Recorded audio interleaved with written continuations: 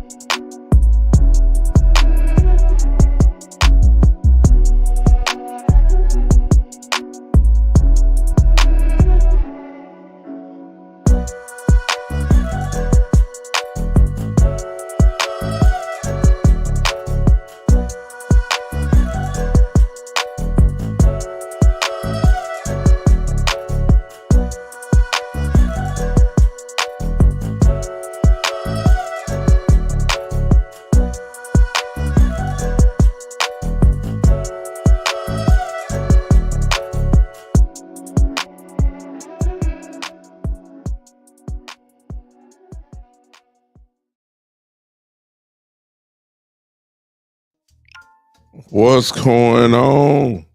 What's up, everybody? What's going on? It's been a minute, but here I am. Y'all ain't forgot about me, have you? You know I'm coming. I mean, I had a lot of stuff going on, but here I am. Welcome once again to the one and the only. This is, ladies and gentlemen, the Big Time Show podcast that is being seen and heard everywhere. As most of you know by now, if you've been with me, excuse me, you know that I'm on Facebook, on both my Facebook pages. I'm on YouTube on the Big Time Show YouTube page as well. We are here. I'm on Twitch and on Twitter live as well. What's going on, and of course all the replays, all the downloads will be uploaded immediately after the show, and they will be heard on your Spotify's and Pandora and Google Podcasts and pretty much everywhere where you can get podcasting from. My show is on there. So what's going on tonight, Friday night? The NBA season has started. Some of you are watching NBA games, obviously. Football was last night, and then, of course, college football on tomorrow, a whole boatload of games. Then we come to Sunday, NFL Sunday, and as you should know by now, Dallas Cowboys, of course, where our show is primarily focused on.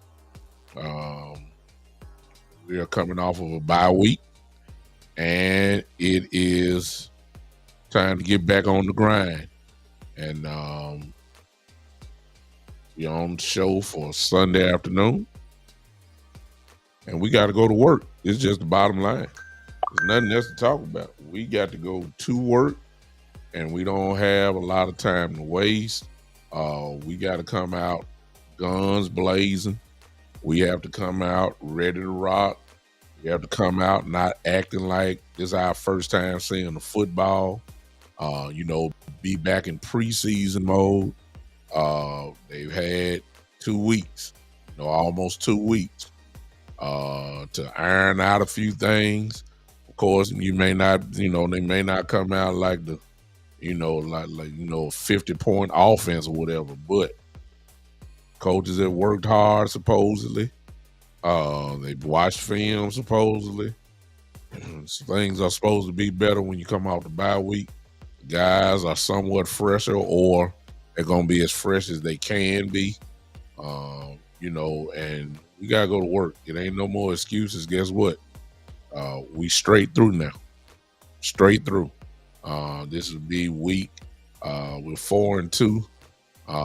That's 6 games. We got 17. We got 11 straight weeks of football. No breaks. It is what it is. Some of you may have wanted the bye week to come a little bit later. But there's other teams that have had bye weeks earlier than us. So it ain't, in other words, no excuses, no time for crying, no time for having your lip poked out. There's no time for getting baby bottles and Gerber and pacifiers. Shut up and let's play football. That's just the bottom line.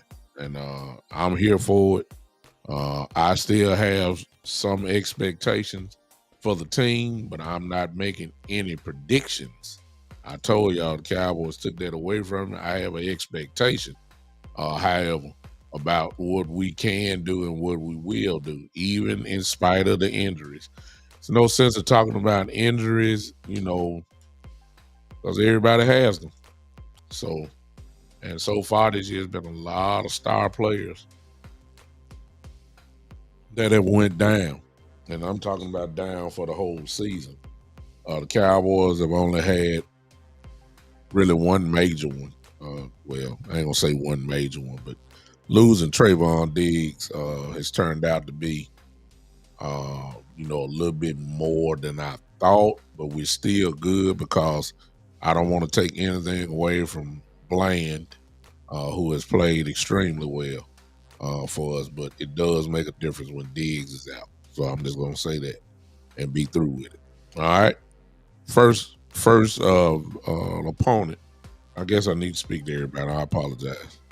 Let me speak to everybody. Let me see what's going on. Let me speak to everybody. Greg, what's up? My brother in the house, Dylan, what's up? Talib, what's up? Tavis, what's up? God, please. Talib, what's going on? Greg, what's going on? Again, what's going on? I'm bringing it, Alan. What's up, Alan? What's up? James, what's up? I'll get into that in just a second, Talib. Listen, if you're on Facebook, you have the stars there. You have the stars.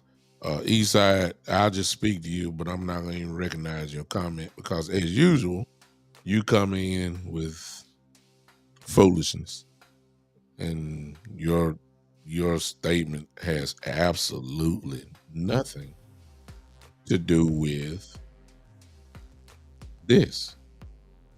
Now, I will say this to you, Eastside, just a little bit off. Y'all give me a minute with Eastside real quick.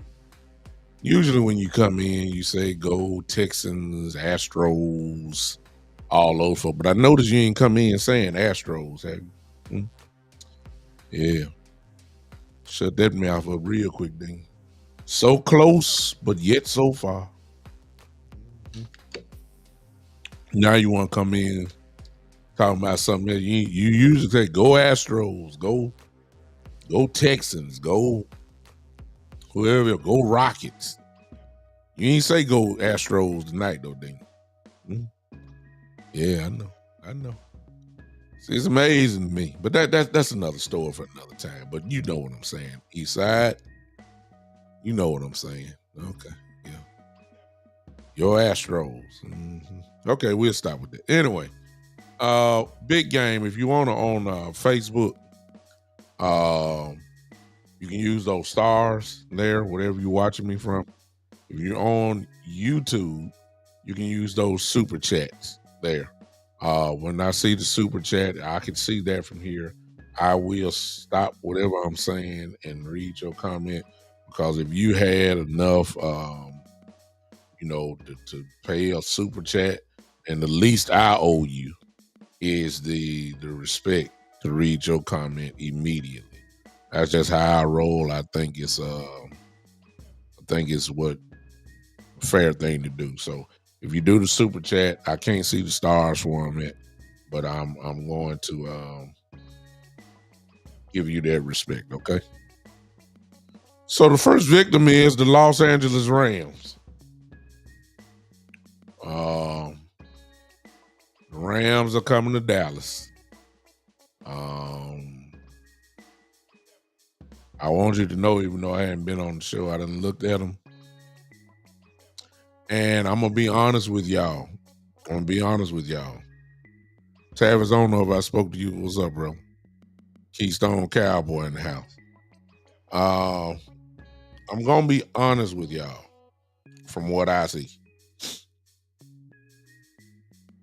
I'm just gonna give you a couple keys of what I seen just by watching the Rams, and then I'll tell you what can actually might be a problem for us. And it ain't the obvious.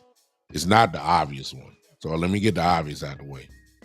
We already know Cooper Kupp is incredible. We know that. Teams have been trying to figure out for the last 3 years how to stop him, and nobody has. Nobody. I know that for sure because if you play fantasy football, if you are fortunate enough to have Cooper Kupp on your team, then I don't really need to tell you what that means to have Cooper Kupp on your team if you play fantasy football. He's that big of he's big, no pun intended, but he's big time. The dude is just unbelievable. For a guy who everybody knows they have to stop, but nobody can keep him from getting dang near 100 yards almost every game. That's just the way that it is. He's come back off an injury, and to be honest with you, he's picked right back up where he left off. The other surprise is Paku. I don't want to, hey, what's going on? Everybody's popping in. Hey, everybody share. I'm sorry, I ain't done this in a couple days. Listen, I need you. Y'all know what I'm raising my phone up for. Y'all should know by now. Need y'all to help your boy out. Same rules apply. Y'all know what to do. You know what to do. And if you don't know what to do, I'm going to show you right about now. I'm going to show you right about now. Y'all know what to do. I'm watching. I don't know where y'all watching me from, but hit that like button for me. It's a good time to do it. Hit that like button for me. Everybody smash it. Now, I did mine. You can smash it as much as you can. Let me see what I got here. I got 9 people on YouTube, and I got 5 on Facebook or whatever. So I got live 14 now. There you go. Everybody hitting it. Appreciate y'all. Appreciate y'all. Appreciate y'all. Appreciate y'all. Appreciate y'all. Appreciate y'all. Appreciate y'all. Appreciate y'all. Thank you. Now, get back to what I was saying. Kupp, it make no difference who your cornerbacks are. It really makes no difference who your cornerbacks are. Kupp is Kupp. You just got to contain him. You just can't let just can't let him just destroy your game. He's capable of doing that. We know that. Everybody knows that. The surprise, of course, has been Paku. I don't even want to pronounce his last name. He's special. Now I'm gonna tell y'all what I've seen. He's special. It's almost another version of Cooper Kupp on the other side. So you got 2 of them to deal with. He is dangerous. All right. He's super dangerous. Super dangerous. Super dangerous.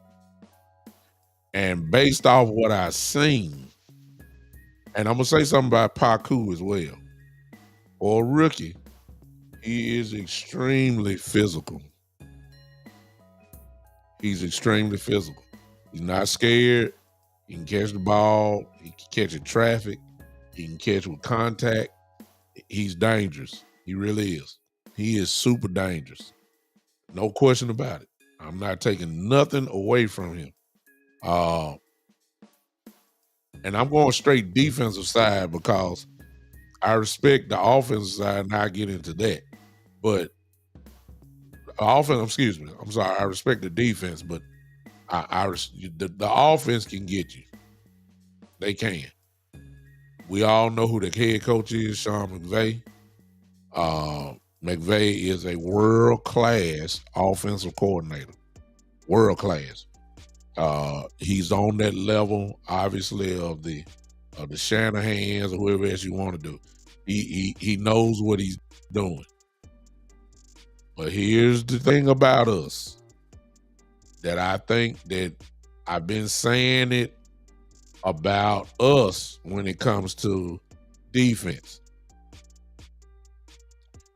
I consider the Rams finesse. They pretty boys. The Rams are pretty. They got a lot of bells and whistles in their offense. Of course, with McVay, I done seen it. They do a lot of bells and whistles, a lot of motions, a lot of different movements and all that kind of stuff. But they really run base plays. The wide receivers run different route concepts, obviously from ours. But I'm saying they have a lot of route. They got a real route tree over there. But they really are finesse. They really are. The offensive side is, to me. They're pretty. You know what I'm saying? No Madden 23 like plays. Real pretty. They're really not a grinded out football team, kind of like what we are. We pretty much are grinders on the offensive side. We're really not pretty. You know what I'm saying? We gotta watch it because, and this is where I think we'll know this starting off on the game Sunday.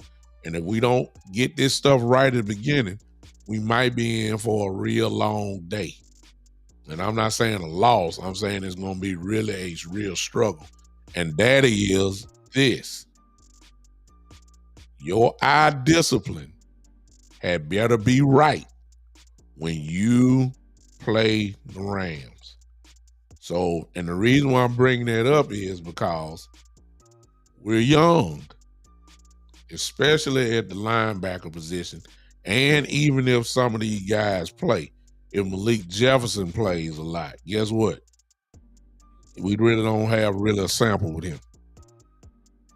If Evans plays this week, well, I mean, if he's a veteran, I don't know if you really would consider Evans a veteran, and he ain't played in a minute, and I believe he might get a few snaps out there. If your idea, that's what McVay does. He try to fool you and get you going one way, and it works. It's worked for him. They won a championship because of all this stuff. The eye discipline, especially from the linebackers, this is what I done seen. It better be right.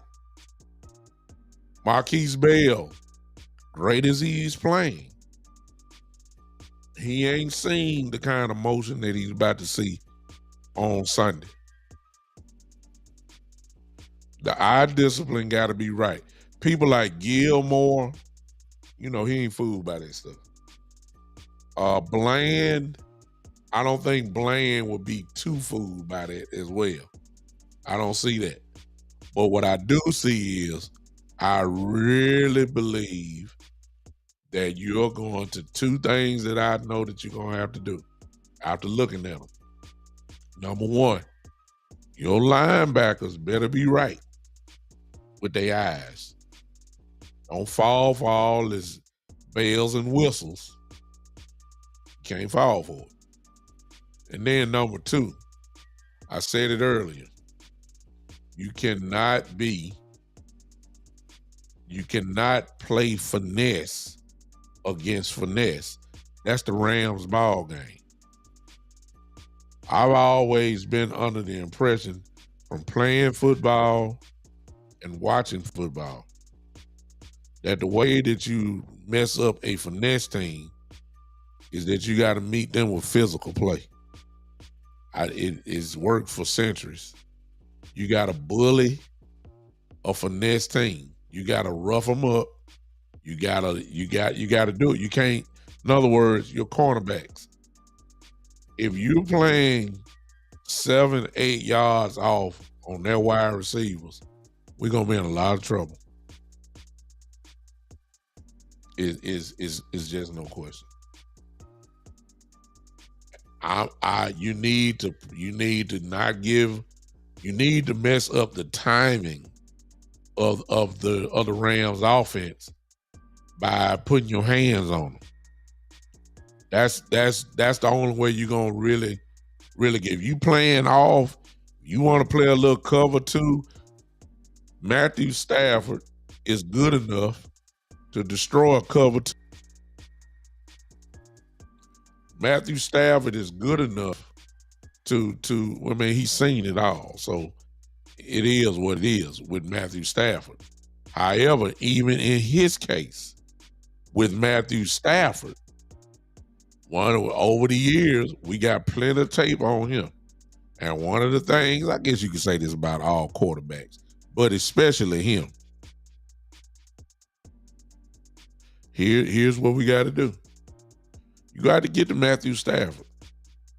If you rattle him, you can get him.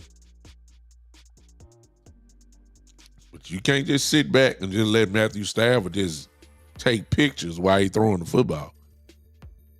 He'll destroy you. He's good enough.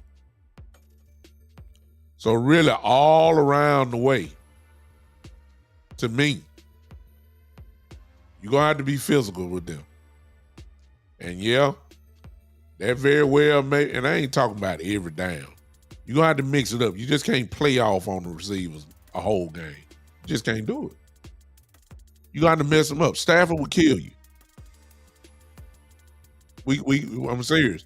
We got to do that. We can't let them have time where the receivers can get the ball down the field. See, all the little short stuff they like to throw, that will give you paper cuts. Well, it depends on if you tackle well, too. Let me throw that in. If they tackle well, there'll be like little paper cuts. What you can't let happen is them get down the field because Matthew Stafford got all the time in the world to throw the ball. That's what we can't do. So we got to get predominantly physical with these guys. That's what I'm saying. If you do that, we got a chance. Hey, Smoke and Doc, appreciate y'all popping in on me on Podbean. Appreciate y'all. Appreciate you. I'm gonna get into all the trade talk in a minute, y'all. I know y'all want to talk about that. Know it's been a minute since y'all hung with me. Quite sure y'all want to. So I guess some of y'all might want to hear what I got to say about some of this stuff. Two in particular, and then I'll let it go. But that's really offensively for the Dallas Cowboys. Aaron Donald is not the same Aaron Donald, but a 70, I ain't saying he's 75%. I'm not saying that. But if he was a 75% Aaron Donald, is still better than just about most defensive tackles in the league. He still is a game wrecker. He still is a guy that demands a double team. We don't need to be heroes talking about let Zach Martin go one-on-one with Aaron Donald. We don't need that. We need to touch him as much as possible. And if that means with two people at a time, so be it. We need to hit him. We need to touch him. And I'm going to say it like this. Once again, I got the same questions that I need answered. As I've had in the previous weeks. We need to run the football. It's really that simple. We need to run the football. The offensive side is very simple. I think the defense can be had if you got Donald in control. They're not great defensively at all. They're not. They can be scored on. But you just can't, you have to do it the right way. You just can't have, I'm still saying the same thing about Dak. You just can't have him line up his shotgun like Stafford gonna do. And then just have Dak just lining up and throwing the ball 35 plus times. That ain't what I'm talking about. We got to get some type of running game going. That makes Dak a whole lot better. Makes everybody better. Defense-wise, everything else. It's just got to happen. And sometimes you got to force the issue.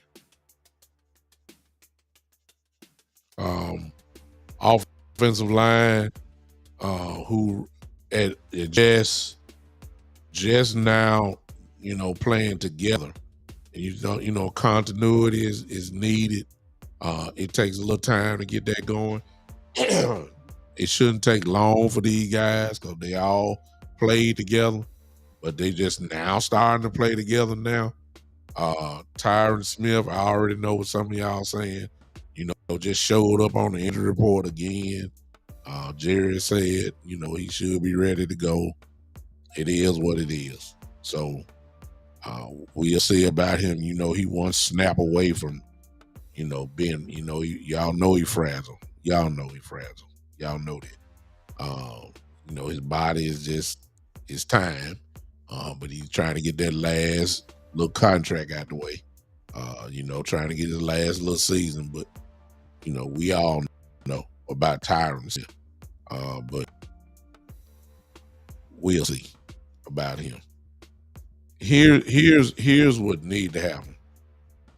Dak Prescott, all he has to do is, and by the way, I'm gonna say it again. I know it's been a couple weeks, but he had one of his better games of his whole career, to be honest with you, 2 weeks ago against the Chargers, because nothing was working offensively, and one of the rare times he put the team on his back.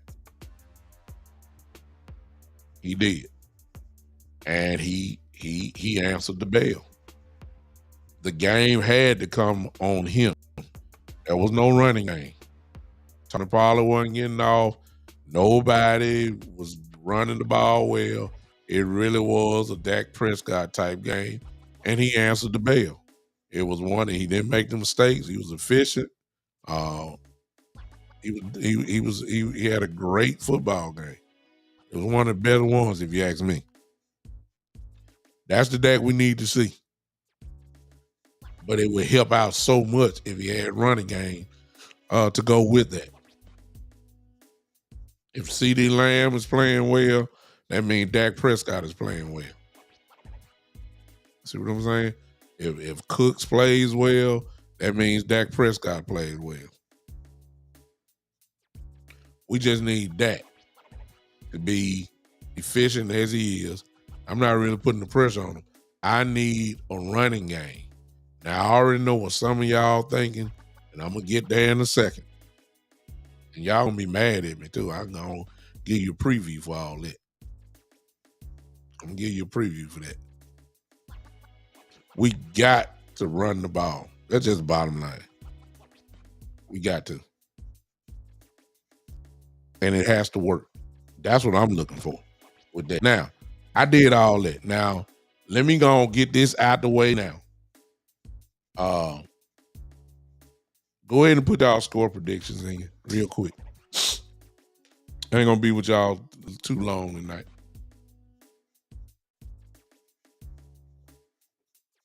Come on. Y'all may have seen something different. I think I saw Tavis say something earlier about Tyler Higbee as well, the tight end. The Rams have some weapons. The Rams have weapons, y'all. I ain't gonna disrespect them. I'm not gonna disrespect the Rams.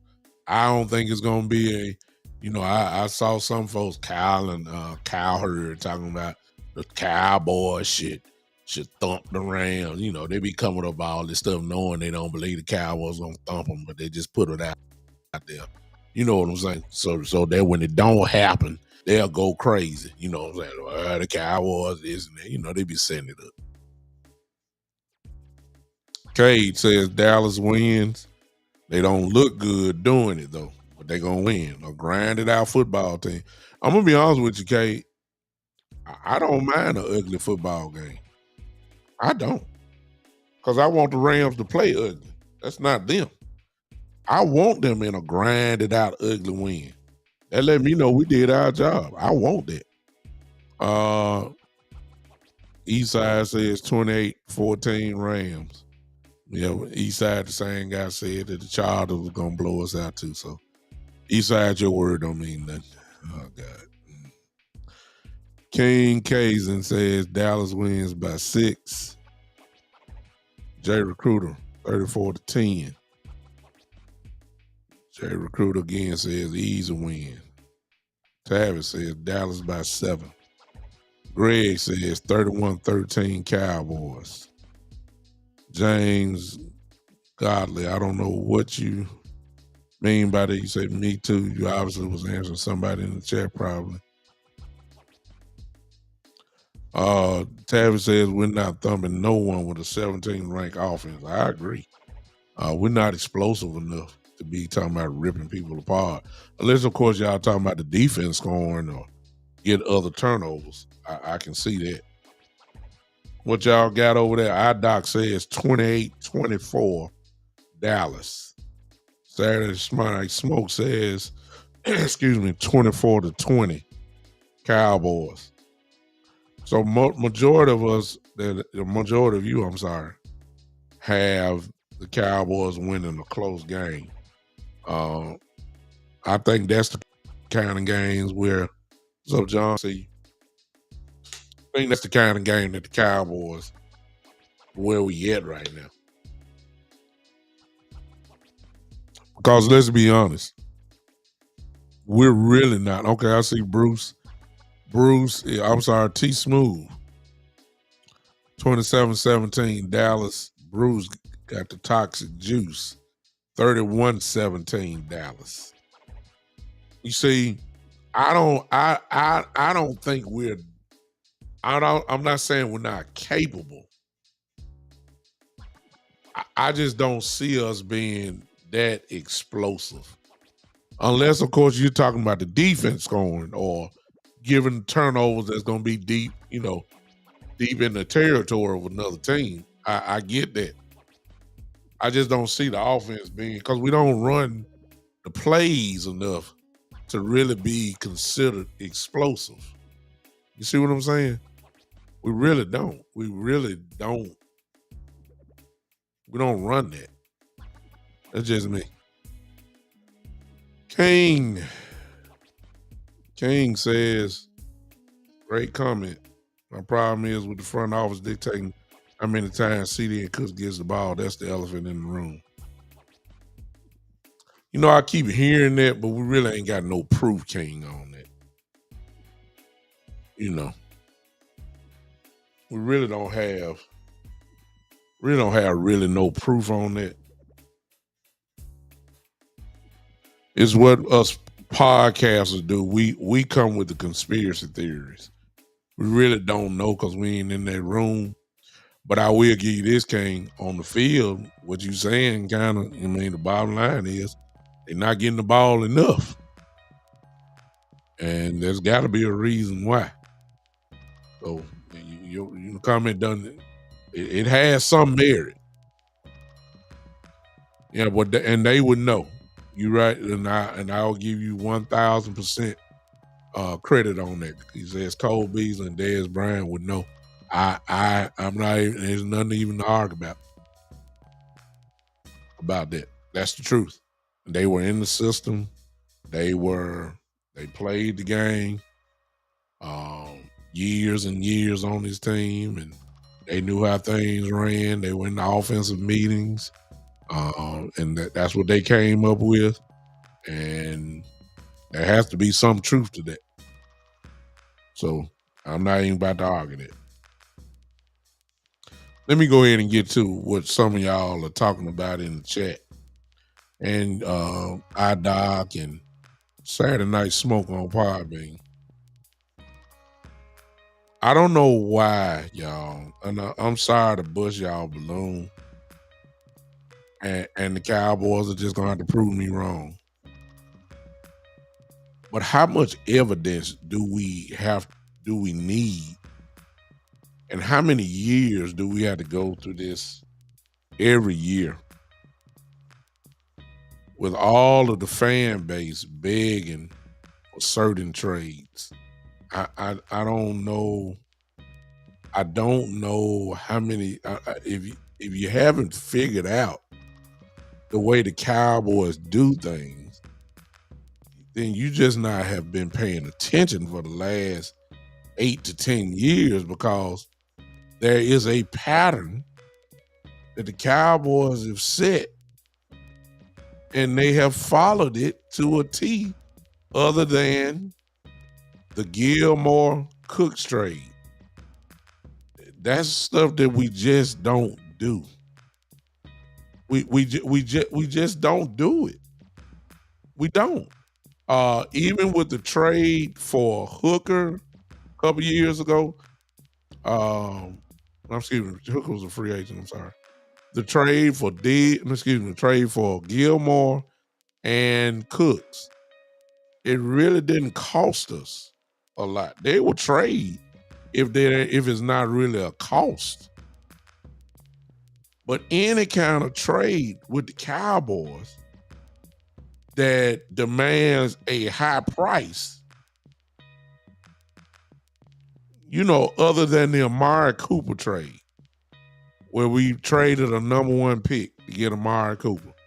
Other than that, we don't do stuff like that, y'all. I don't know how many times y'all hit this like button, because some of y'all gonna like what I got to say, and there's a lot of y'all that's not. Y'all hit that like button. Come on, y'all do it.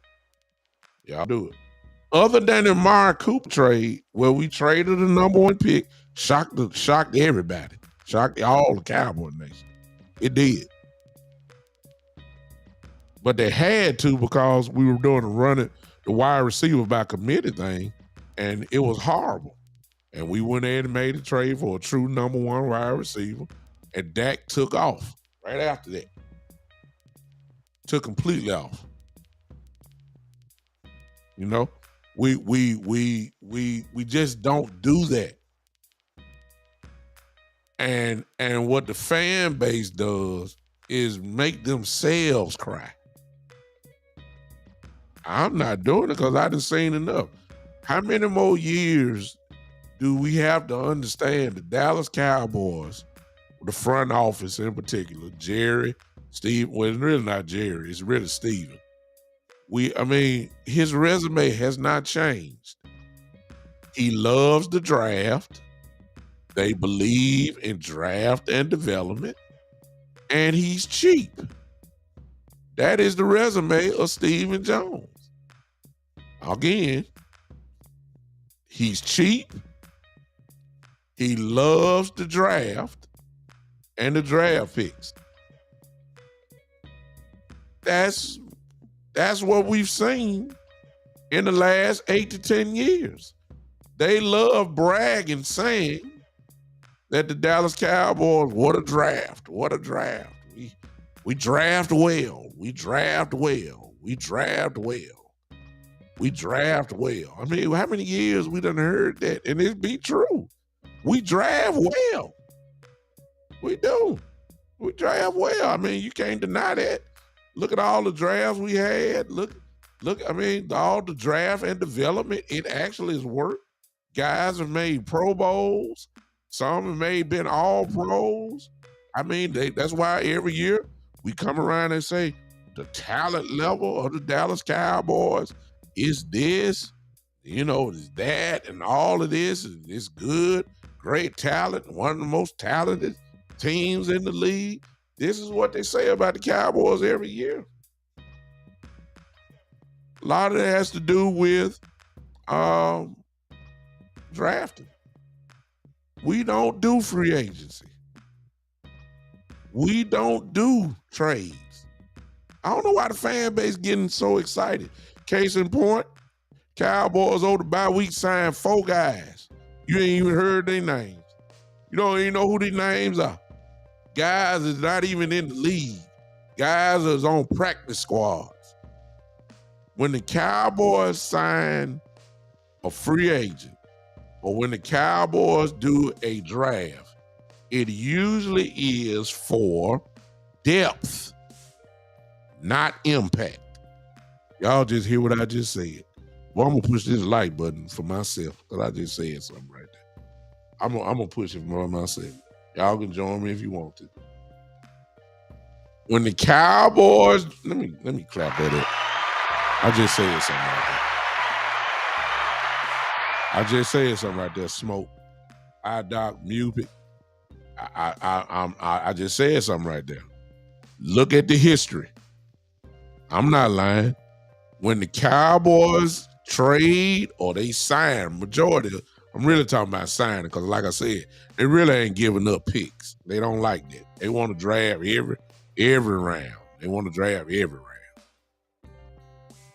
When the Cowboys sign guys, they always draft for depth, with the exception of Gilmore and Cooks. There's a lot of expectation that comes with Gilmore and Cooks, more than you signing practice squad guys. When they traded for Amari Cooper a few years ago, that came with major expectations. But other than that, we just sign people for depth. We don't sign for no true impact. We don't. We never have. So why then, y'all, if that is the case,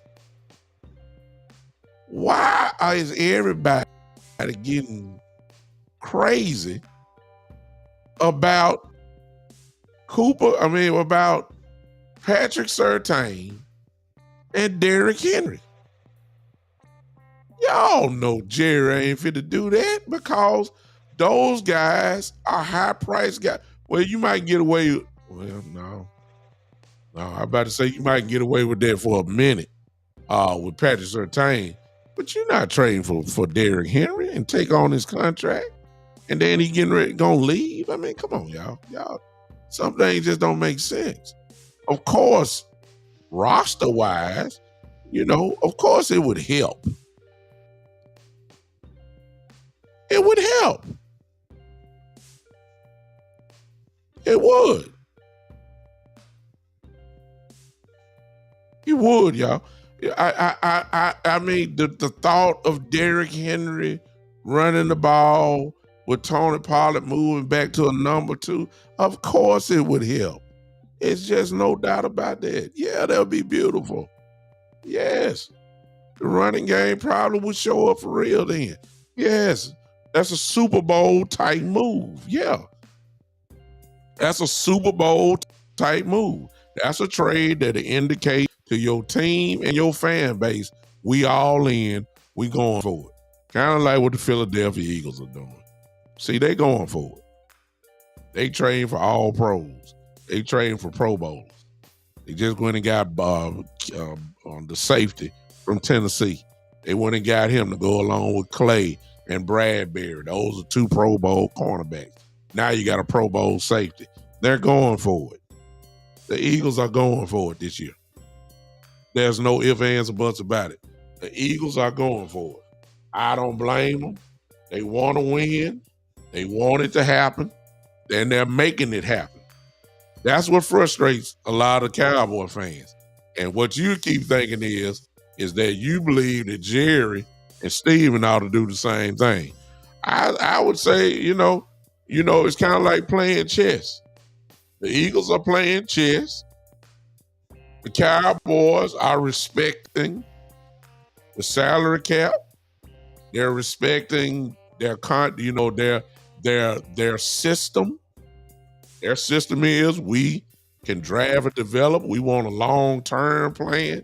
We want to at least get, 3-4 years, out the thing, and hopefully, notice the word, hopefully, these guys that we're drafting will turn into Pro Bowl type players. That's what they're saying. That's what they believe in. That's what they do. That's 1995 though, Mupik. That's because they knew that was a different Dallas Cowboy mindset. I know y'all can't see it on Facebook. Mupik said, didn't they sign Deion Sanders for impact? Of course they did. Jerry ain't that guy no more. Jerry's not that guy. When he signed Deion, he had no choice because he knew that if he didn't get Deion, the 49ers were going to keep winning. Of course he had to sign Deion. That was a different mindset that Jerry had back then. That mindset is long gone because he done let his son kind of take over the real He's kind of handcuffed him. I heard him say it. I remember when he said it this week. If y'all didn't see the interview, Jerry said he's kind of leaned over. It messed me up because I said, "Oh my God." He said, I lean on Stephen now for decision making. He said that. And then they asked him the question. I almost threw up. They asked him the question. They asked him the question. You believe? He said, "Well, Stephen is a chemical engineer." I almost threw up right then, as if that was the basis of trusting him. He's a chemical engineer, and that means he's a pretty smart guy. That don't mean he's a football guy. I mean, come on now. Just because he's a chemical engineer, that got to do with FedEx and AutoZone and chemical engineer. That ain't got nothing to do with football. Having a chemical engineering degree, that ain't got nothing to do with saying you're a football man. I was so upset when I heard Jerry say that. I said, man, please somebody edit this. Please take this out. Please don't air this. Please don't do that. I couldn't believe what I heard when he said that. He's a chemical engineer. What in God's name does that have to do with football? Because you're a chemical engineer. Let him work the numbers. Bring a but I've been begging for that for a while, so I'm gonna stop. I said bring in a football guy. Stephen Jones ain't that. And because he's so worried about the salary cap, and I've said this for years, I said that the Cowboys act like there's a championship belt or something that is awarded to those that has the best salary cap at the end of the year, the most room. The Cowboys had room last year, didn't spend it. And I'm saying but that's another whole story. I was upset with that. Now, when you see the Eagles make moves like they're making, I understand the frustration because you see the Eagles actually getting better and you still seeing your team either stay the same or you're getting worse. And talent wins. And to keep this, it's common sense, y'all.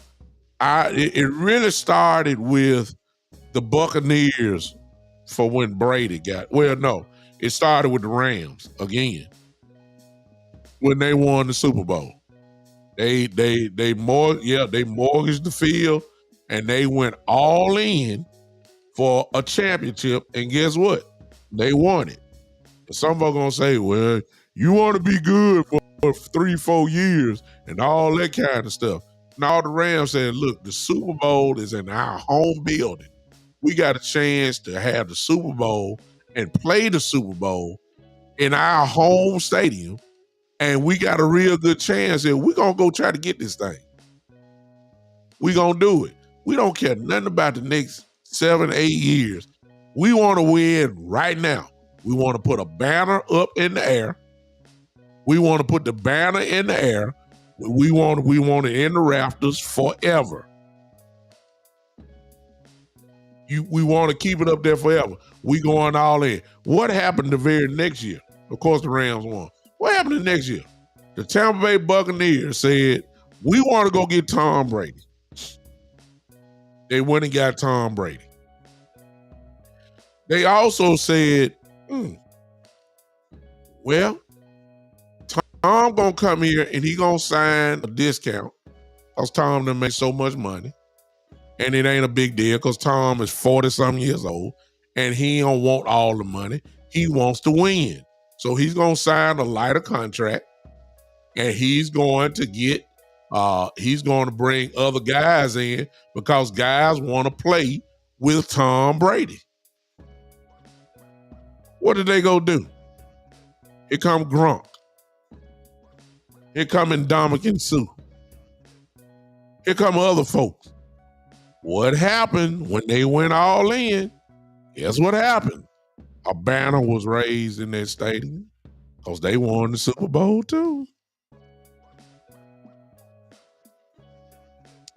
truth be told, 49ers have done the same thing. They just ain't won it, but they done the same thing. You go get a Christian McCaffrey. You know, come on now. You look at Philly. I mean, of course, the contract helped with Jalen until he got paid now. But they went and got Slade.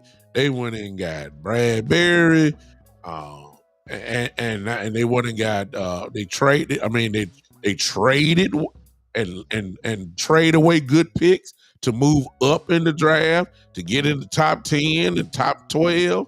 Go get a defensive tackle like Jordan Davis this year. Even though they went to the Super Bowl last year, they went out and got the kid from Georgia, another defensive tackle. I mean, come on now. And with Jalen Hurts' contract, they're going to get a Swift. They go trade for Beard, the safety from Tennessee. I mean, you think they care about their draft picks?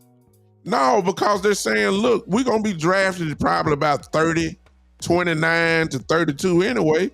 Once you get right there, you know, you're going to get a good football player, but he probably going to be riding the bench.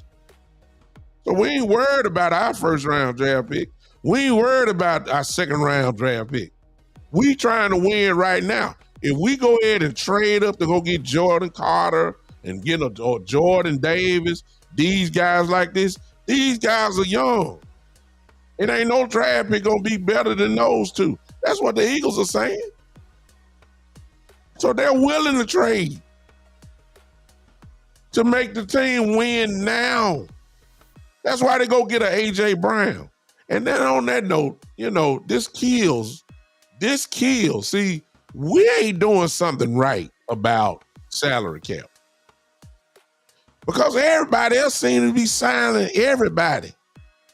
And they got all these world-class quarterbacks. And then we get scared. Like, we can't sign that because we got to save up for Dak Prescott. And Michael Parsons is coming down the road. We got to save up. We're handcuffed. Ain't nobody else handcuffed. Everybody's still signing folks. And I'm trying to figure out, like, how Jalen Hurts making $52 million a year? He on a salary cap. I mean, what? How they keep getting these folks? Taking on their contracts. How? Miami signed Tyreek Hill and Jalen Ramsey in the same year. I don't. What are they doing that we ain't doing as far as figuring out the salary cap? I'm just saying. Look, Jalen Ramsey is one of the top cornerbacks who's going to get top pay according to his position. And Tyreek Hill, of course, is one of the top wide receivers who is getting top pay for his stuff. I just don't. And they signed both of them gladly, easily. Huh? I mean, the list go on and on. I mean, I can go to each team, and they ain't worried about no salary cap. They sign them and just keep smiling. Philly signing everybody. Philly done signed everybody. And everybody got the same salary cap. I don't know what we doing today. You know, there's something wrong. Maybe Steven chemical engineering degree ain't quite helping us right there. I'm just saying, because some other general managers figuring all this stuff out. We're not doing it. Now, let me get back to Derrick Henry. Of course it would help. Of course it would be a Super Bowl move. But y'all stop getting excited. Y'all we ain't signing Derrick Henry. Stop it. It's just a bunch of clickbait as far as I'm concerned. Y'all know Dallas ain't signing nobody, man. They just showed you. Y'all talking about Derrick Henry, Patrick Surtain, and all that. The Dallas Cowboys go sign 4 practice squad guys. They ain't thinking about Derrick Henry. Y'all are. See what I'm saying? Patrick Surtain? What? Of course, the dream of having Diggs and Surtain in a backfield for the future. Of course, that would be incredible. Yes, it would. And if you've gotten Madden 23 or Madden 24, I'm sorry, you can make that happen on it. But in real life, that's just not going to happen. Why are we getting excited about that? Patrick Surtain ain't coming to Dallas. Y'all know that.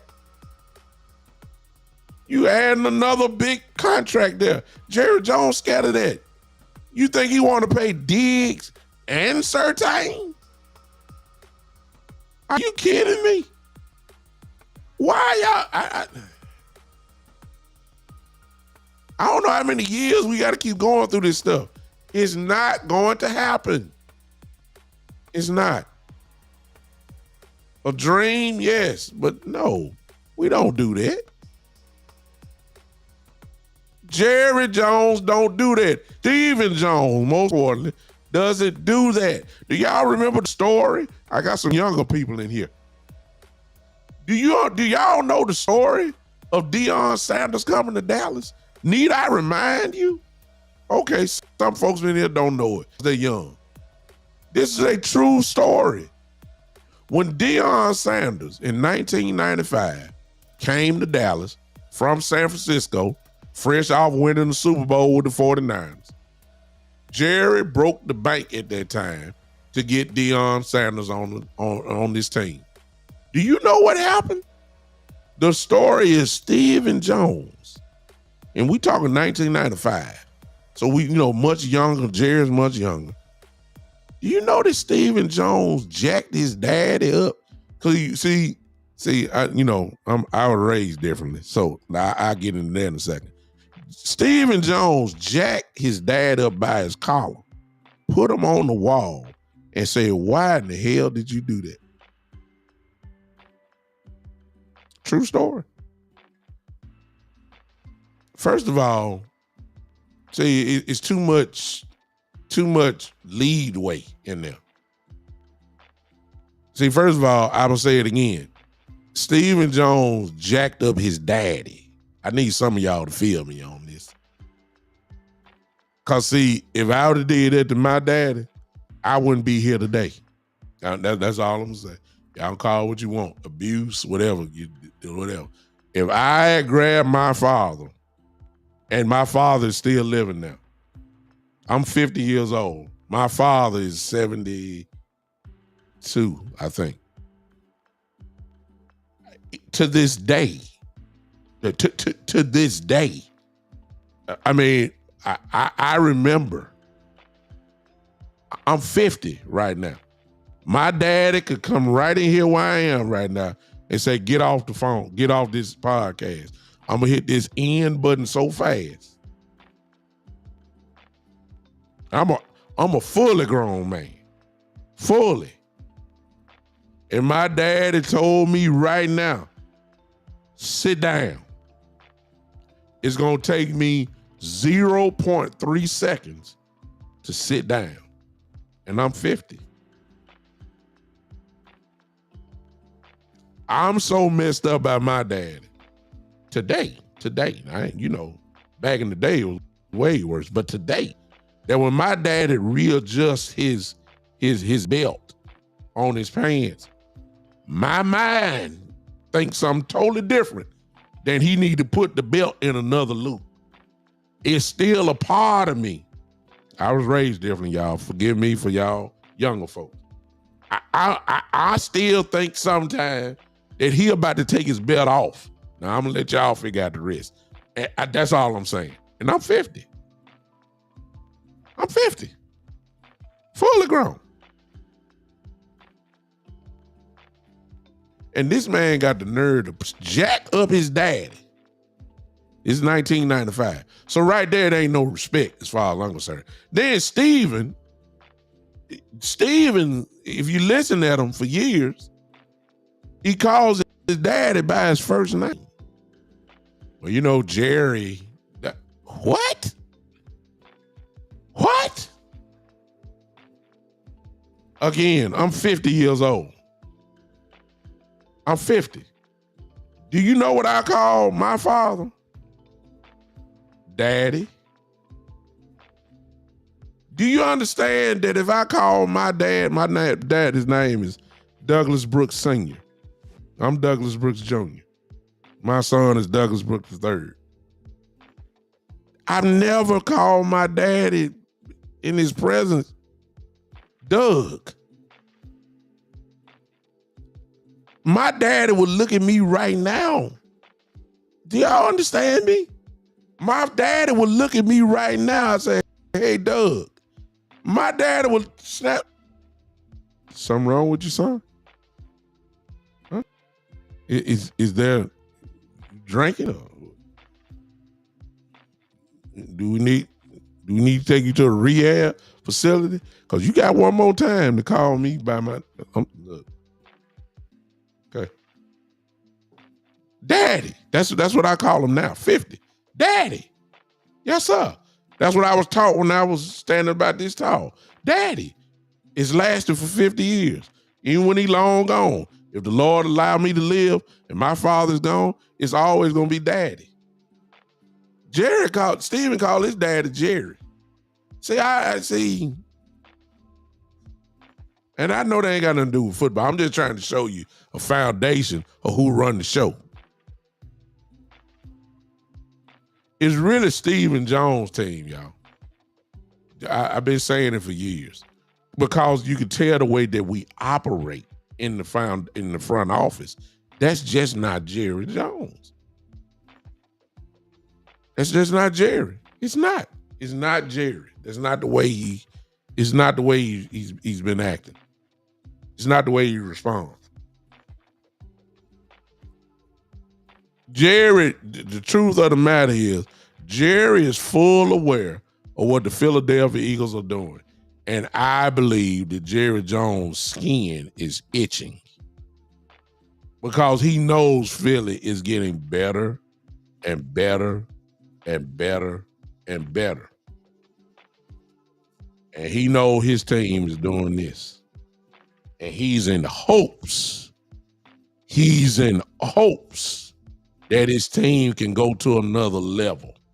In hopes. Philly is playing like we know. Big difference in between in hopes and then what we know. Philly knows what they're doing as far as they know they got a shot at this thing and they are going all in. And it's going to take a hell of a team to put them out. And I'm not saying it can't be done. I'm not saying that. I appreciate you. No, you ain't sent it on Cash App. Oh, you did. Okay. I see he said if you sent it on Cash App, that's fine. You could have sent it on the YouTube if that's where you're watching me from.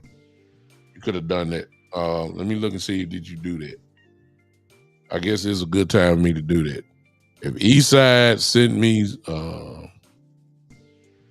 Cash App, then there it is. I was going to crank that up now. If y'all want to do the Cash App, there it is for you. It's not a requirement, but I would appreciate it. Thank you so much. Again, the stars are there for you. Super Chat. I will stop reading or talking and read your comment if I can see the Super Chat. I appreciate it. I just don't see. Yeah, to answer some of y'all questions, sure, I would like to get some more help, impact players. And they don't have to be Pro Bowlers. But I need guys that can step in immediately and make some type of impact. Just because you don't have a Pro Bowl tag or you're an all-pro tag to your name does not mean that you cannot make an impact. I'm not saying that. I'm looking, but sooner or later, you just gonna have to say something like, okay. And see, we're gonna find all this out in a couple weeks. Because we sure got to go to Philly. In Philly. And we all know we both gonna be ready to play each other. But this is a talent-based league. And usually the team that have a whole lot of talent or real, I mean, and good coaching, put it that way. Those are the teams you're gonna see at the end. It's just the truth. And Philly made it last year. They didn't win it, but they made it. And they've added to make their team better. They're better. They're better.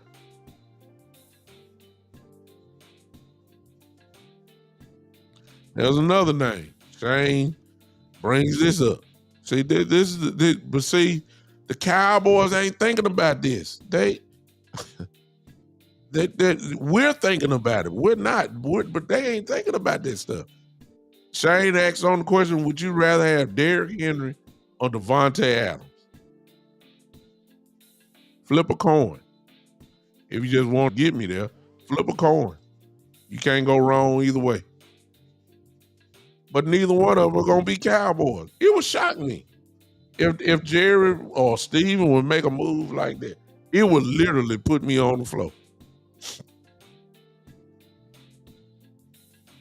I think that we're good enough, but to answer your question, I really believe, really ain't flip a coin. You made me choose one. I would go with Derrick Henry because we got good enough receivers to get things going. We just need a strong running game, a consistent one, and that feeds the way we play or the way that this team is constructed. If we want to dominate time of possession, if we want to talk about keeping Dak in good, I ain't gonna say manageable, keep him in front of the sticks instead of behind them, you make a move for Derrick Henry. You put Tony Pollard back at the number 2 spot, and you let Henry and Pollard dominate for this team, and Dak would be playing much better, way better. Because the play action game is going to be there. Your stuff would be so wide open. It would be so wide open. Derrick Henry, who has consistently ran in 8-9-man boxes, will still get his usual numbers because he's so used to it. He knows how to run in that stuff. And if you're going 8-9-man boxes or close to a 9-man box, nobody ain't that stupid.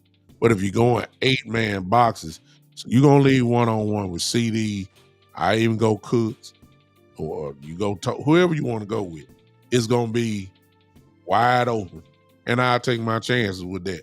But if you ain't got no threat of a running game, your play-action pass is horrible. What you throwing a play-action pass for and you ain't really moving the ball running? Nobody ain't respecting that. Linebackers are not going to bite because they know you ain't running it. Why you even wasting that good 1 second faking? There ain't nobody biting on that. You ain't running. You ain't put the threat out there of the run because you ain't getting nowhere. So your play-action game is shot. The answer to that question would be a Derrick Henry. It's just the truth. We already got CD Lamb, so we know what it looked like to have a receiver like that. Would it be special to have Adams and CD? Oh, God, yes. But y'all know Jerry Jones ain't fit to take on that contract. Come on, y'all. Stop it. Would y'all stop it? Some of y'all really want this. And go get mad at Jerry. The fan base is thinking about stuff like this. Derrick Henry, Devontae Adams. Jerry Jones just signed 4 practice squad guys. That should answer your question. That should answer your question right there. We talking about going for all pros. And Jerry Jones, Stephen Jones, Will McClay, All them got together and said, these 4 practice squad guys, we gonna sign them. Y'all talking about all pros, mad and 99 players and all that 99s, they ain't thinking about them guys, man. The fan base is. ESPN throws up, well, the Cowboys should go after this guy here. Boy, it would make them so much better. Jerry needs to make a trade with the Tennessee Titans to go get Derrick Henry. That's just opinionated. Yes, it looked good, but that's not what the Cowboys do. Again, I'm gonna say it one more time. Y'all talking about Devontae, y'all talking about Derrick Henry, y'all talking about Patrick Surtain, and the Cowboys went out and signed 4 guys that were on practice squad. That's their version of improvement. Y'all need to let it go. Because that's not what we do. And y'all know that. Every year, the Cowboys get excited. Every year, it's the free agent game and all that. Every single year, the first name that comes up with a free agent or who's on the trade, every year the first name everybody says is, you got it, the Dallas Cowboys. And the Cowboys never signed nobody. Do I need to remind y'all of Earl Thomas? Y'all remember that? Man chased the man all the way in the back. Chase Jason Gary. Y'all need to come get me. Come get me. Had the opportunity to go get him. He had the opportunity to sign as a free agent. You know what he did? They took the most money and ran the other way. He signed with Baltimore. See, the guys use the Cowboys' name and brand to drive the price up. That's why they keep doing it. Y'all was excited over DeAndre Hopkins working out with Dez Bryant. Y'all was. Y'all was so fired up over that. DeAndre Hopkins sent out a post. I heard somebody calling my name. And y'all thought was your Jerry, get done. Oh my God, go get DeAndre. Get him. Till y'all found out that DeAndre Hopkins went to the highest bidder. That's what he did. Tennessee offered the most money. That's where he went. I don't know why I keep falling for this stuff. I'm sorry, and I get, hey, it's nothing wrong with it. It's okay to dream. It's okay to dream. But the Cowboys have a brilliant way of bringing everybody back down to reality. And these guys that y'all seeing, the Surtains, the Henrys, the Devontae Adams, look, stop it. Y'all know the Cowboys not gonna do that. I don't know how many more years y'all. They believe in drafting and developing. Can we say that all together? How many more years do we got to see it?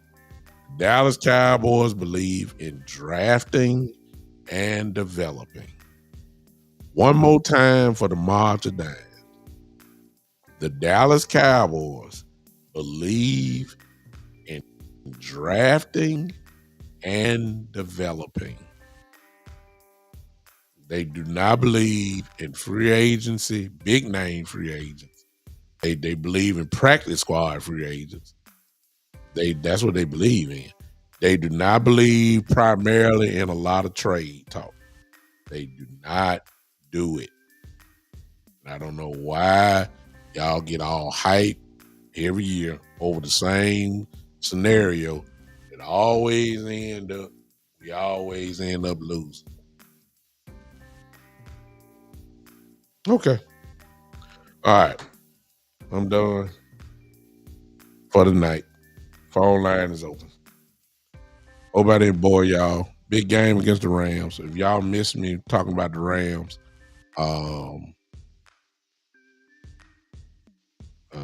then you need to go back and check it out. Talked about the Rams. Phone line open 901-654-6853. Need to go 901-654-6853. Again, I say, Shane says, How's that draft and development working out for you? Been 27 years. Well, that's why, I'm a full proponent that you need to change your system. Because you can't say that going all in don't work. Because there's been too many teams that done won. You see what I'm saying? Your draft, you're right, 27 years, you got, common sense ought to tell you keep doing the same thing the same way. That's the definition of insanity. Last time I heard it. So, it is what it is. The Cowboys hoping to strike thunder in the hopes that they can get it done. That's where we are. That's where we are. And I'm not saying it can't be done. We just got to win a certain way. If our defense, we said it at the beginning of the year. We said it at the beginning of the year. Coach Mar. To accept, press 1. To send a... We said at the beginning of the year that if the Cowboys defense was top notch, we got a real good shot at winning. We said it at the beginning of the year. We knew that the offense was going to be behind a little bit. We knew that. That's really our chance of winning. It is what it is. All right, I'm sorry. Coach Marv is on the line. What's going on, Coach? Hey, what's going on, Big Show? How you doing, man? What's up with you? What's up with you? Hey, I don't even know why people look. Let's say it like this.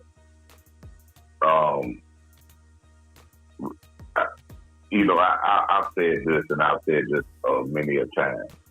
And I know the fans want Derrick Henry, want Devontae Adams, want this guy.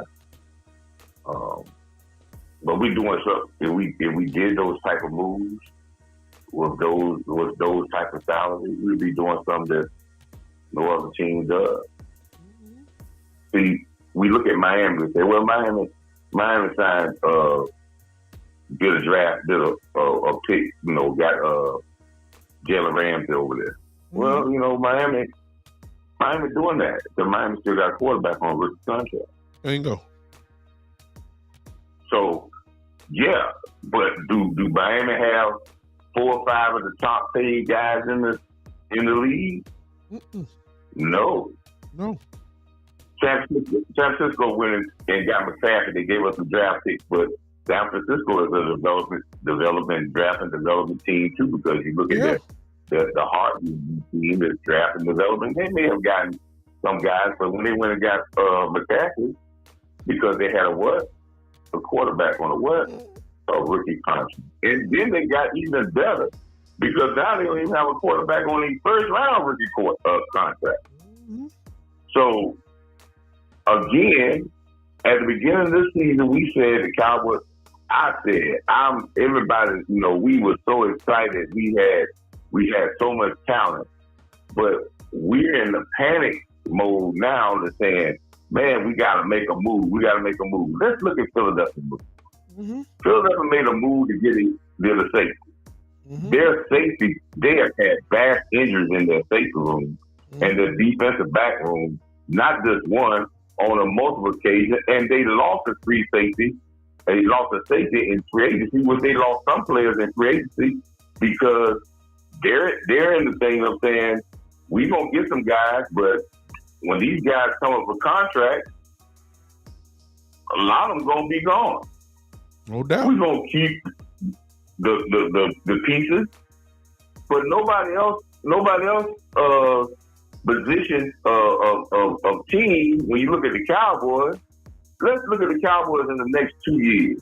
Mm-hmm. In the next 2 years, we're going to have, if we sign CeeDee Lamb, one of the maybe top 5 paid receivers in the league. We're going to probably have the top defensive player in the league. We're probably, we're going to start over with a quarterback and where we're going to be drafting at, what we going to do, where we going to be. If we got a quarterback, he's still under contract, so he's going to be he might not top 5, but he might be in the top 10. You already got a top cornerback already you signed. Mm-hmm. And when you gave Zach Martin his money, he's the top paying guard, at least for the next 2 years in the NFL. Mm-hmm.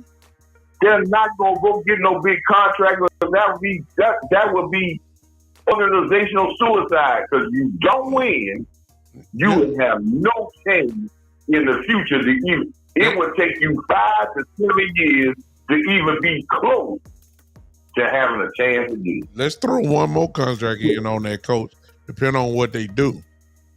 There's an argument out there that, I heard a lot of people say we don't need to do it, but you know how the Cowboys are about their linemen. B. Odyssey is coming up. So what if you sign him? See what I'm saying? Of course, you might get somebody in the draft on what I'm saying, but what if the Cowboys decide we want Biotis back? Well, you gonna have to pay him. There you go. So this is the thing when you draft and you develop. This is where I keep trying to tell you that we have to get to the point of we have to maximize the talent that we have. Yeah. Surtain would be great. Yes. Yeah. Surtain would be good corners. But tell me a team. I'm trying to find a team that's going to have two of the top paid cornerbacks in the league. That a team that got two of the top paid $30 million wide receivers. You're gonna have there two. Is no team. It is no team. You're not gonna have two cornerbacks that just about both of them are close to $20 million a piece. It's just not going to happen. It's not. You can't do it. It's not going to happen, and it don't need to happen for us to win a championship. No. I'll put it like this: when everybody out there talking about get this guy, man, he spend this money. The whole secondary for the Kansas City Chiefs probably don't make $7 million combined. Exactly. The whole linebacker crew, Kansas City Chiefs, you put the linebackers and the secondary together, and you may get up to $10 million. Yeah. They got rid of Tariq Hill because they said that they were not going to have a $30 million receiver, a $45 million quarterback, and a $15 million tight end, and then they had to pay at least one big defensive guy. Yeah. They said, we're going to do it, and we're going to maximize the guys we got, and we're going to get production on our whole entire squad. And everybody else can talk about Patrick Mahomes, but they get production out of their whole squad, and when they have bad games, they get better, and they keep going. Now, they might need a fix here and there. They'll look into this and that, but they're not going to go out there and say they're in for the long haul. They're in it for the win championship for 5 as long as Patrick Mahomes is there. They're not in for no flash in the pan thing like the Rams were. The Rams did that, and since they did that, they unloaded just about everything they got. Everything that they got, they unloaded it. And if they could get Stafford out of there, if somebody would want him, they would get him out of there because they understand it was for a short run. And that run, they got lucky. And they put a team and they played well. They didn't dominate the league that year. They won the Super Bowl, but they played well in the playoffs. They got in the Super Bowl and they cashed in. Then they went to pieces and they had to unload all that stuff. What I want us, the Cowboy fans, to focus on, it makes no difference who you bring in here if your top players that you have on your team right now do not play well. Yeah. And this thing about Derrick Henry, listen, I got Derrick Henry on my fantasy team. Uh-huh. He got 2 or 3 big runs in 2 or 3 games. Yeah. Other than that, he has about 3, 4 yards per carry because the offensive line is not really good in Tennessee no more, and he's not getting no yards. Yeah. You can bring anybody in here, and if the offensive line is not more physical, like Nate Newton said on the show True. 2 weeks ago, same thing I was saying, that I said the same thing, and he verified what I was saying, that this offensive line is not physical enough. And if we as Cowboy fans think we're going to go ahead and get some PlayStation or Madden transaction that's going to make us get to the Super Bowl without putting the dirty work and grind and get better and get what we can get out of our players and stop using the scapegoat every time something go wrong with Dak Prescott and look at the totality of our team, then we can keep going trying to buy stuff. We can go spend all that money and we can go get somebody and bring them in here, and if they don't win, we'll be just like Roy Jones. When we brought Roy Jones from Detroit, that set this organization back 4 more years, and they went through 4 more years of hurt because that money was still out there and he didn't pan out. Yeah. No doubt about it. So it's the grind on this team. This team is going to have, they got the talent to win. There's no big talent gap. I don't care. Teams go get guys when they know that they got a glaring weakness in a spot. We have a bad game, and then we say, "Oh, it's a glaring weakness. We need to change it out." Yeah. Well, we don't. Defense don't play well. Quarterback. We the only organization, the fan base. If a guy get a touchdown pass caught on him, we want to get rid of him and throw him out. And man, we need some more. Get another guy here. Yeah. Like nobody, the guy you gonna get at this point of the season is gonna be an all-pro that you ain't nobody gonna catch the ball on. Exactly. So that's what I want us to get to the grind and stop hiding behind Dak Prescott. Yeah. Because Dak Prescott, when he does a job and when we do lose, it's never the quarterback's fault. It's the totality of the team fault. And I can point out every game. Call from Charlie. To accept, press 1. To send a voicemail, press 2. Go ahead, Coach. You still there, Coach? I can point out a lot of Yeah, I'm there. I can point out a lot of things. That's what I want. I just wanted to say that, Big Show, because I think I think as fans, we are just in this fantasy world, like we gonna get players. No. And that's gonna be the trick. Yeah. We gotta play better as a team, and it's a long way to go. But physicality, and I have been preaching this, and that's from both areas. Yeah. And I would say this. I was watching some old games quickly. I watched some games. And I was watching them, and people say, "Oh, Coach, you going back to old days." But I want to say this: I was watching the game, and Cowboys fans can look this up. In 1992, I was watching the 92 game against the Atlanta Falcons and the Dallas Cowboys, and when Deion played, he was with Atlanta, and the Cowboys. That's the year they won their Super Bowl, right? Mm-hmm. First one. It was in week 17. It was in week 6. No, this was on the second run. This was in 1992. So this was the second one they won in 93, right? Mm-hmm. So, but it was in week 30. They were thinking week 16, right? Mm-hmm. And they put up they not have the starting lineup that they put up Troy Aikman's stats. Troy Aikman had thrown 26 touchdowns and 13 interceptions. Mm-hmm. And he was completing 63% of his pass. Mm-hmm. You heard what I just said? Yeah. Hall of Fame quarterback. They were 12-3 at that time. Mm-hmm. And nobody said, and he was calling him the best quarterback in the league. Yeah. Had a and his interception was 13. So, had a defense and a great running back. And an incredible offensive line. Big difference. So we jumping on our quarterback, and we got to remember this guy got the lead for the most touchdowns thrown by a quarterback in the season. He holds that record, which he probably will hold a lot of records.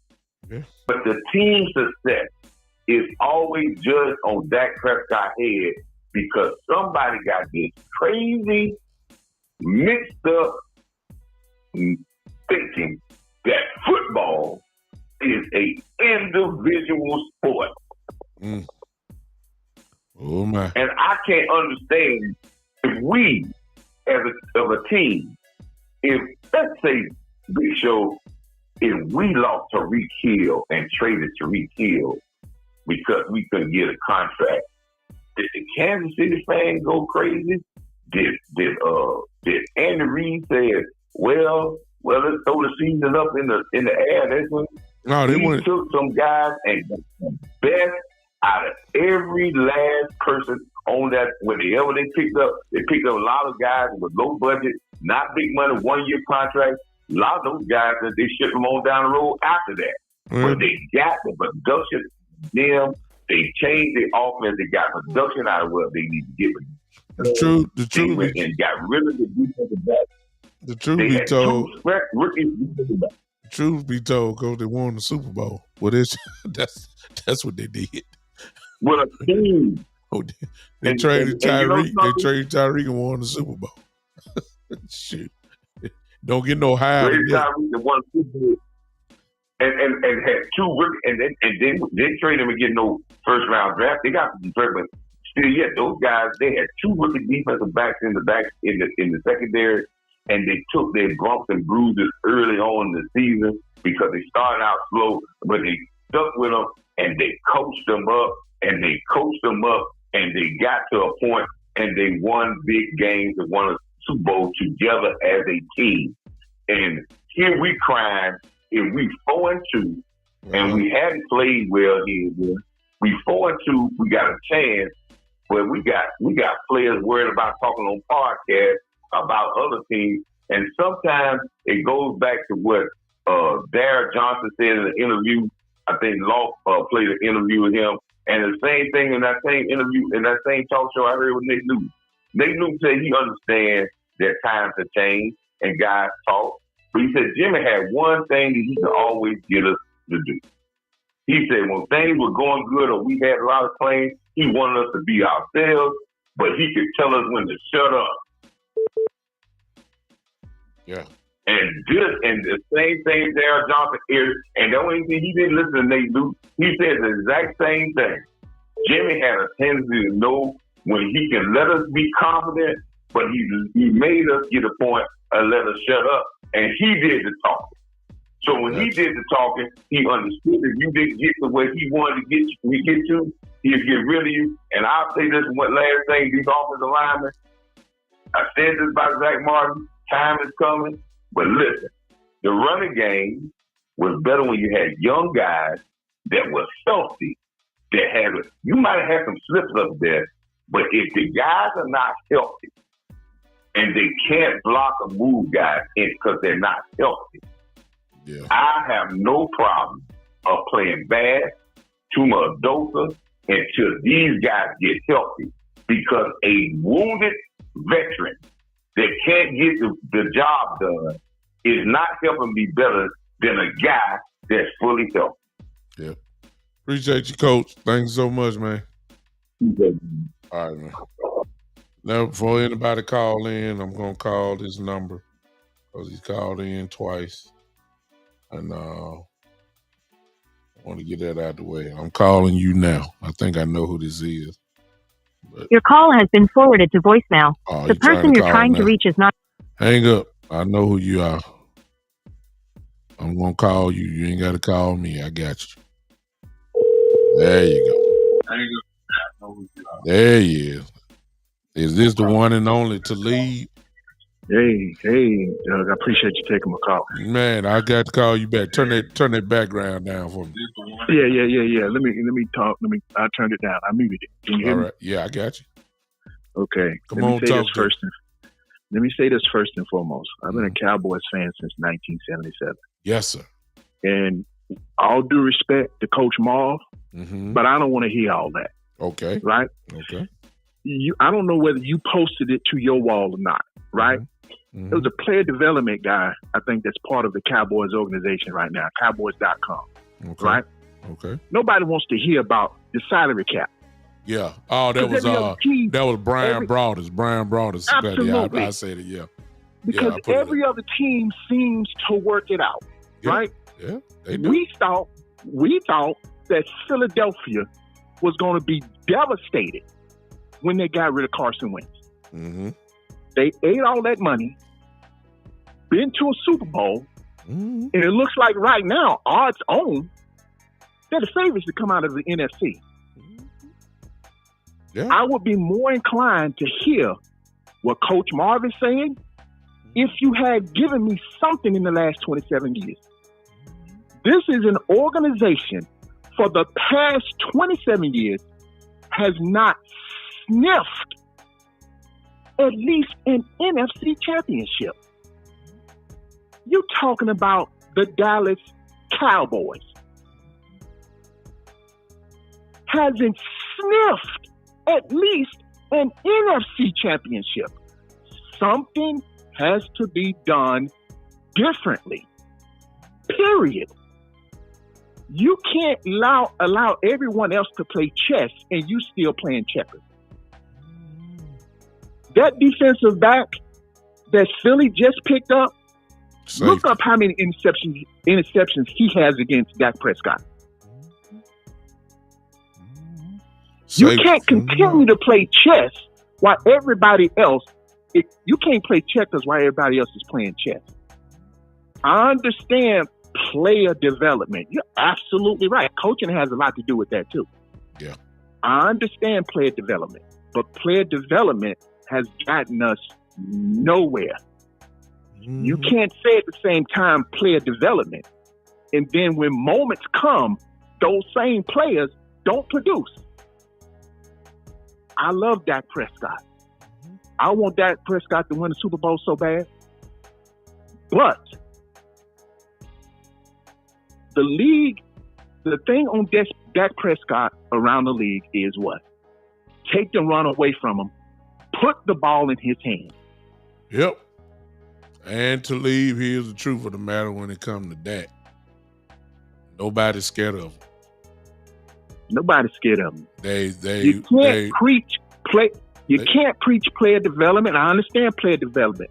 But when those players simply don't, when those moments come, those players don't step up. You're absolutely right. It's a team sport. But within a team sport, individuals step up in individual moments. It's as simple as that. And those players haven't done it. So we have to do something. Surtain, you're not going to get Surtain. No.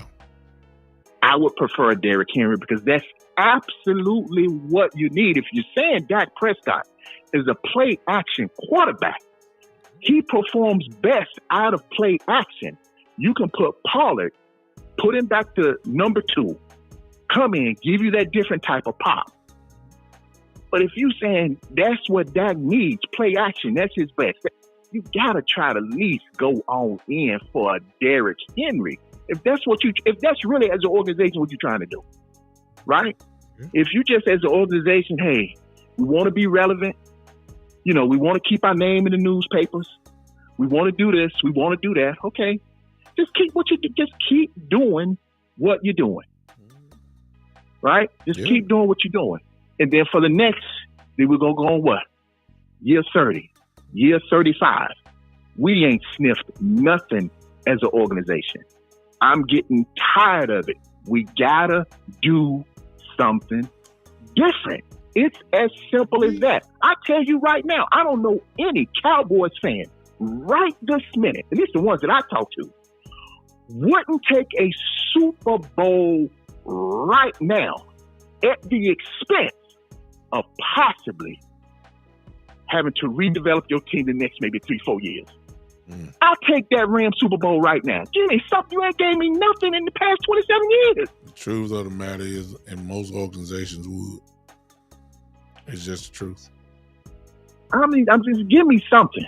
Give me something, because what you're doing now ain't working. It's not. I'm in agreement with King. I don't know if you can see the screen here, but while you talking to me, King said, we don't even need Henry. We just need a hard runner who can stay healthy. I would take that. I would. You don't have to be Henry. Just give me somebody that can bang. That's gonna they're gonna be your hammer. You know what I'm saying? It don't have to. Yeah, you're right. It don't have to be Henry, but But the idea of a guy like that, even though I don't never think it would happen by no means. Yeah, but the idea of a caliber player of him, and Tennessee wanting to get rid of him, I think that the Cowboys, when they're saying, well, okay, I think it'll be okay. What do you want for Henry? And the Tennessee Titans say, well, we got to at least have a second and maybe a fifth for this year, next year's draft. Cowboys would turn that thing down. Why? Because they value the draft picks. You see what I'm saying?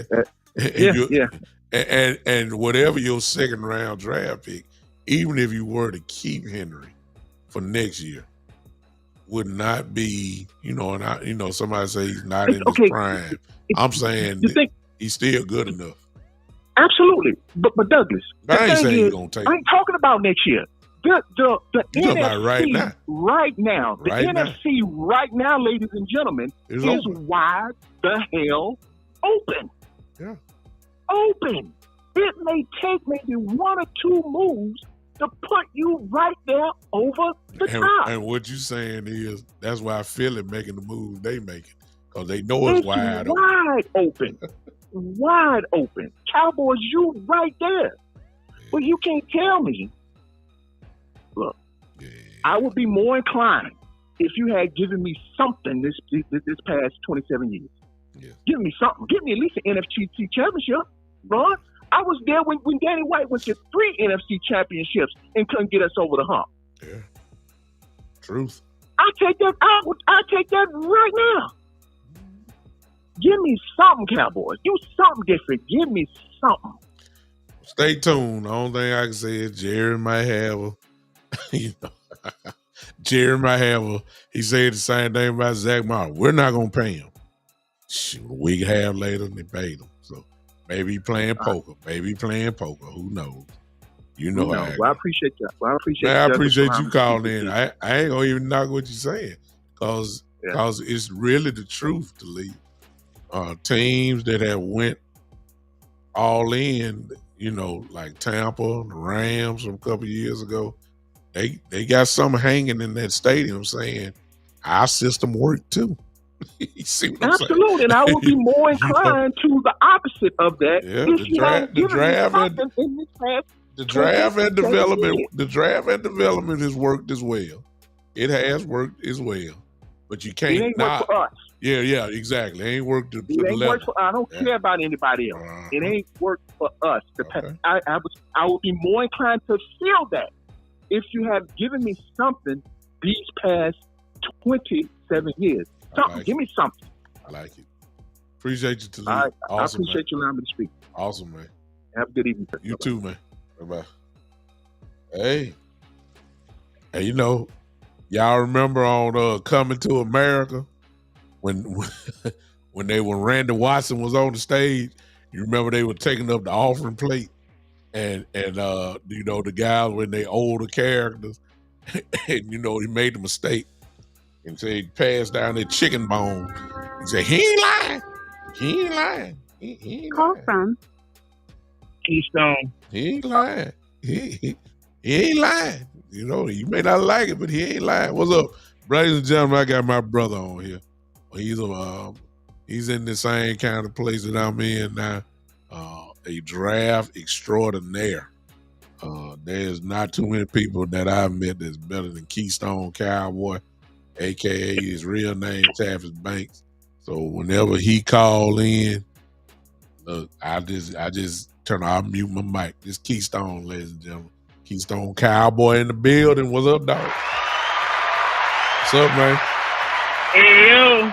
What's going on, everybody? Man. What's going on, Bish? What's up with you, dog? Everything's everything. Look, I had to call the show. Go ahead. I yield. I let you take over. Go ahead. Yeah, I had to call the show because I ain't gonna lie. I was one of those fans that got a little swindled there thinking for a second that we was actually going to try to make a move, actually try to get a piece that we actually need. Yeah. And as usual, the Joneses, they continue to slap me in my face. But my situation is when you're looking at some pieces, yes. I look forward to see how Rashawn Evans is going to be on Sunday. Now, we all know he's a former first round. And let's not forget, he got cut by the Eagles for some odd reason. Don't know. But we're going to see when he shows some production on the football field. Yeah. Now, linebacker, yes. Yeah, he is. No doubt about it. But, it's just odd and silly. It just doesn't make sense how the Eagles cut him. Something just didn't add right with me. But like I said, we'll see as the season progresses. Because the linebacker situation, let me carry it a step further. Do you realize how thin we are? Well, we thin, but let me carry it a step further when it comes to Evans, though. What is amazing to me about Evans is, as you said, a first-round draft pick, and everybody know he can play. It wasn't just that Philly had cut him, but the shocking part about me is, why didn't nobody else pick him up? That's the even bigger question. Guys like him don't, exactly. Like who? Like why did it take this long for him to get connected to another team? And he can play. Yeah, and this is the opportunity for him too to go out there and show them doubters, look, I'm back. Yeah. Yeah, because knowing that we're gonna be facing teams longer, like the Eagles, they run the ball. They run the ball. Face Washington that runs the ball. Yeah.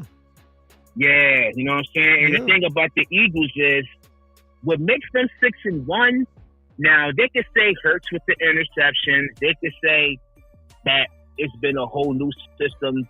Things ain't clicked the way it's clicked. But when you look at both sides of the ball, the Eagles, they own the trenches. That's why they're 6-1. There you go. Both sides, too, Tabs. Howie understands that. Jerry doesn't. But I'm not knocking Jerry. Because it's good to see that our O-line has been back since a few years back. And we all know Dak ain't really had an official line since his rookie year. He's been dealing with musical chairs pretty much his entire career. But we got to be careful with that because that's excuses for Dak. We got to be careful with that. It's excuses. But when you look at the line on both sides, that's your fundamentals. When you don't have that, you're liable not to win games. That's right. That's right. But it's excuses, though. I'm not understanding that. But they talk about how the Eagles and their situations, what they got going on, okay, that's cool. But I'm not going to say too much more of the Eagles because I'm a diehard Cowboy. Yeah. And when you look at Steven and his situation, you got to realize, man, it's going to be worse than what it is, man, because let's not forget, this man really didn't want Romo in that. Yeah. Yep. Back in the Dion years, he didn't want Dion there. That's right. He didn't want him there. No. And it's hurting us it's hurting us, man. That's why I was saying in the chat that politics aren't motivated. There's no motivation in politics whatsoever. Wow. Political, when you look at politics, it's too set in their ways. And that's how I look at the Joneses. They're too set. Yeah. And you're not going to win like that. No. Horrible. So it's just like, man, we got a big couple of situations.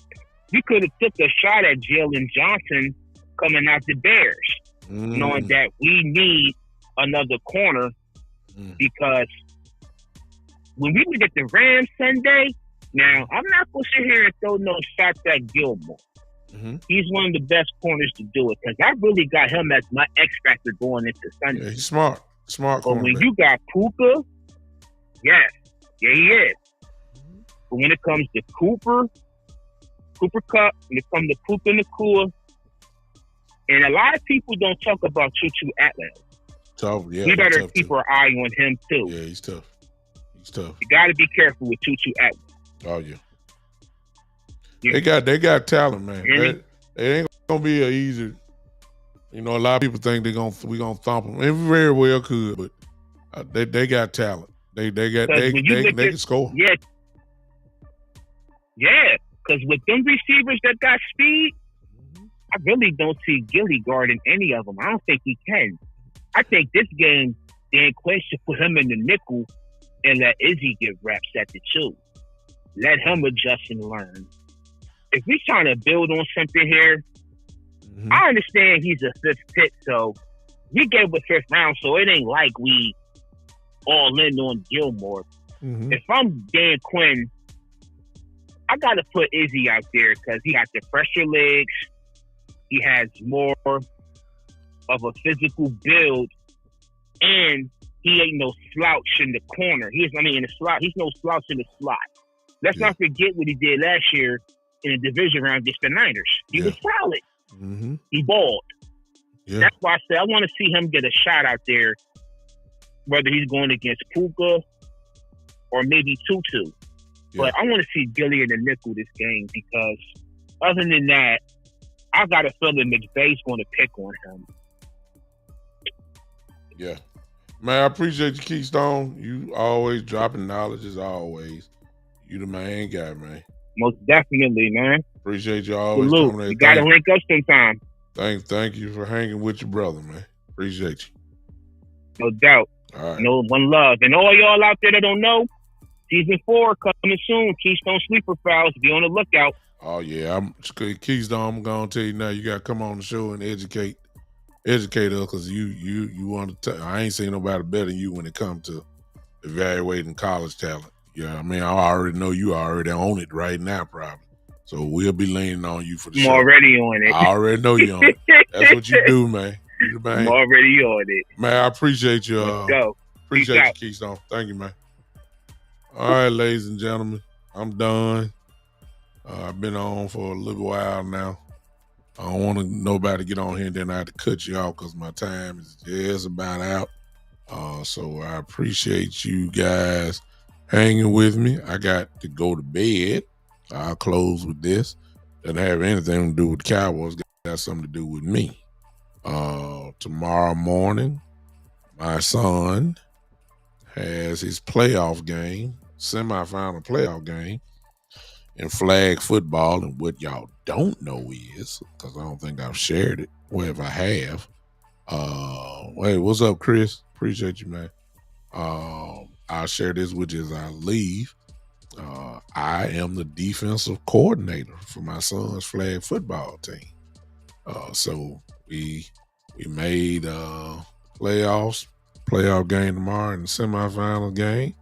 So I got work to do, I've already got, we've already been practicing and stuff, getting ready for tomorrow, big game tomorrow. Then came this far, we sure don't want to lose. So I'm all in. So I got to go to bed. Our game is at 9:30 Memphis time. That's Central time. So it's 9:20 now. I got to calm down because it's going to be hard for me to go to sleep. I feel like I'm playing. And I'm playing, look, my son, I don't care what y'all say. Football is football to me. And then if you're coaching it, it's totally different.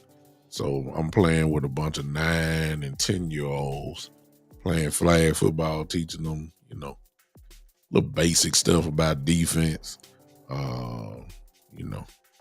drop backs, so, if you're playing corner, go on, play like a corner, get that going. And we going with that and see. Hopefully we can pull it out tomorrow. So usually my time for podcasts is on Saturdays at 3:00. I really haven't made up my mind. I don't think I'm gonna do it. I don't know. I might be with you guys tomorrow. Now, I want to say this because the NBA season started. I showed y'all this last time. I'm closing. If you're on Podbean, you can't see this because you're not with me live on YouTube or Facebook. But I'm just showing you. You're looking at me now. Whenever you see this, I'm talking basketball. Y'all see that? But the Lakers have started, and I'm already irritated with the Los Angeles Lakers. One of these days, I'm going to get on here and talk NBA so you guys can see that right there. When you see that, I'm talking Lakers. So if you're an NBA fan, come on, hang with me. I'm going to talk about that. But, of course, when you see that, you already know I'm on football. So there you go. So if you ever want to know which way I'm going, just check out my background. That will answer your question, and we'll move on. Listen, I appreciate all of you guys for hanging with me. Appreciate it. You didn't have to do it tonight, but you did. Big game on Sunday. You don't want to start with me, John, on that. Don't do that to me. Don't do that to me. Don't do that to me. I don't want to do this last 5 minutes talking about Anthony Davis because I'm gonna get mad. I'm gonna get mad. You say your son's Lulu, the potato. Oh, okay. I'm gonna join your podcast. I'm gonna check you out. Appreciate you, Lulu. The potato on Podbean. Thank you for hanging with me for the time that you came in. John, you don't want me to do that. You don't want me to start with Anthony Davis because I get ticked off. Oh yeah, I'm coming with that. Cause I got a lot. I can do a whole 2 hours on him, but I'm gonna leave that alone. By the time I come on, the Lakers been there play at least probably 2 more games. That's if I don't do the show tomorrow. But regardless of that, y'all know I'm coming. All right. Appreciate y'all for hanging. We'll see you maybe tomorrow. He say, please, Bishop. Maybe tomorrow, or if not, it'll be Monday. All right. If not tomorrow, then on Monday. Until then, ladies and gentlemen, go ahead and put them hand clap emojis up real quick because we getting out of here. All right. Appreciate you, man. Lulu, you ain't never been on my show before. Okay, stay with me for a second. I want you to see how I groove out of here. All right. You ready? You ready, Lulu? Everybody ready? You got the hand clap emojis going? We getting out of here, ladies and gentlemen. This has been the one and the only I am, and this is the Big Time Show. I need everybody here now to go ahead and bob your head for me. Let's go.